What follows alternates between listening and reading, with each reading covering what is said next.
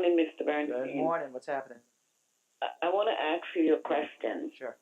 If you're here on a vacation, and like you're married the person is married in Jamaica, and he comes up, before he got citizenship, but he want to get the divorce. Can he do the divorce from up here? He cannot do a divorce up here on a vacation because unless the wife lives here, you have to be living in the state of New York at least for a year before you start a divorce. So unless the wife is living here in New York for at least a year, you're not going to have jurisdiction in New York. No, the wife is living in Jamaica. Yeah, no, so the divorce would have to be done in Jamaica. He wants to divorce her. Yeah, no, but he would have to divorce her in Jamaica then.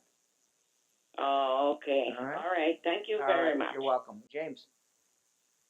Hi, good morning, Mr. Bernstein. How are you? Good morning, Good morning. DJ Roy. I'm good, thank you. What's going on? I have two questions. My son got his citizenship through me when he was 16. Yes. But we never put in an application where he would get a certification. Right. We just applied straight for the passport. Does he need to get that certificate? No, he doesn't need it. I mean, he's a citizen. He's a citizen. But I always believe that you should have two forms of ID to show you're a citizen. For example, I was born in the United States. So my two IDs, my two IDs that show that I'm a U.S. citizen is A, my birth certificate, and B, my passport. For people who are not born in the United States, they should have a certificate of citizenship and a passport. That's my belief. But passport's fine. It doesn't make them anything less of a citizen. I just think you should have two forms of identification showing you're a citizen. Because he got this when he has been using a U.S. passport when he was 16. Yeah, he's a citizen. And now he's 31, so I was wondering if he still need to put in for the certificate. You never need to do it. I just always think it's nice to have, but the fact is he's a citizen. Okay, and second question, quickly. Yes.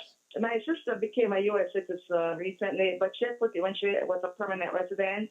She put in an application for her kids in Jamaica. Right. Which form should she file now to amend the application? To upgrade it?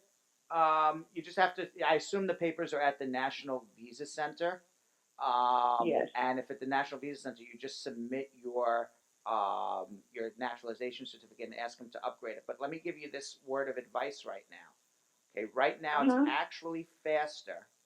Right now it's actually faster to stay as in the F2B category, which is unmarried children of permanent residents, than it is to go to the F1 category, which is unmarried children of U.S. citizens. So the F1 category.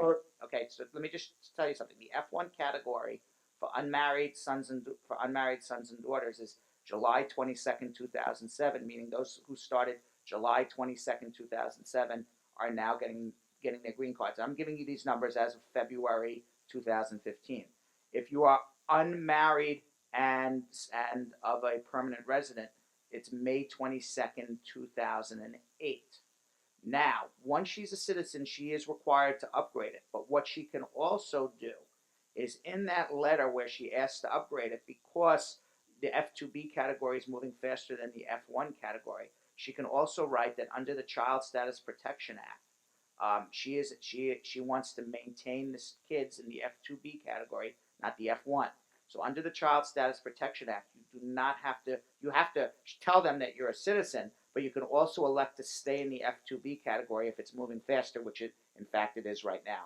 So what I would suggest that she does is send the letter, here's my naturalization certificate, here's my KNG number. I assume the kids are in Jamaica, but if I'm wrong, I apologize.